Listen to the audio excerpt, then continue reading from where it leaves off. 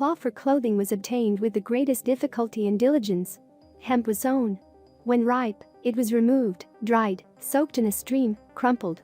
She was chattering. From a toe on a spinning wheel, which was a spindle with a handwheel, coarse hemp thread was twisted. And then it came to weaving. Stanicek stood in the hut, constraining the tenants in the corners. But it was a machine that produced vital products, and it was treated with respect. Longitudinal threads, transverse thread running after the shuttle from left to right to left, thread to thread. It took a lot of time until precious rags appeared from the hemp stalks. Summer dresses, scarves, stockings, mittens were sewn from hemp canvas. They also sewed shovels from it for winter. Between the lining and the outer canvas, they put dry grass. A hair shirt. The frost is strong, the trees are tearing, Agafya explained. We took care of the shovels.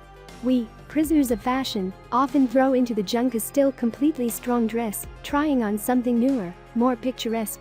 Spades were picturesque only from patches.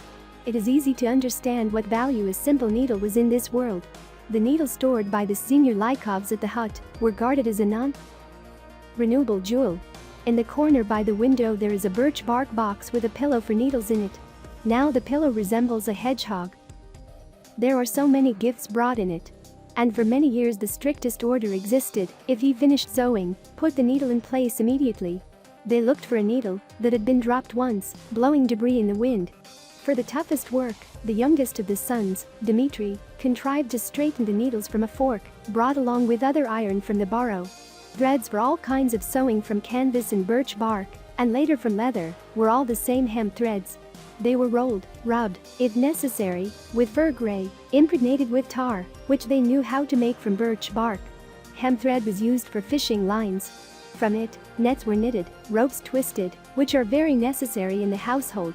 How many of our readers have seen how hemp grows? Very few, I bet. 3 years ago I myself was surprised to see a plot of tall, stemmed, characteristically smelling hemp in the garden in the Kalinin region. I went to ask, why is it not forgotten? It turned out, they sowed a little to remove fleas. And there was a time not too distant.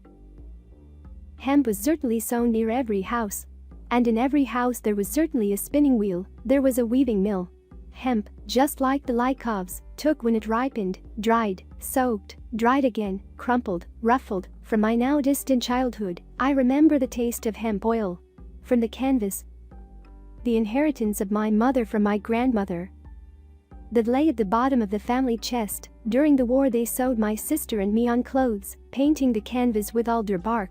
Hemp weaving by the Lykovs was for me a living picture from the past of every house in the Russian village. But if in the village the canvas, if necessary, could be exchanged or bought, then here, in the taiga, hemp had to be sown, carefully preserve the seeds and spin, weave. Now there is no one to do this with the Lykovs, and there is no need. But I heard hemp, along with potatoes and cedar Karposipovich gratefully mentioned in his daily conversation with God.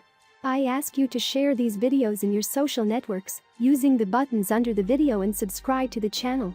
I ask you to go and watch other videos about Agafya Lykova, which you now see on the screen in the end screensavers.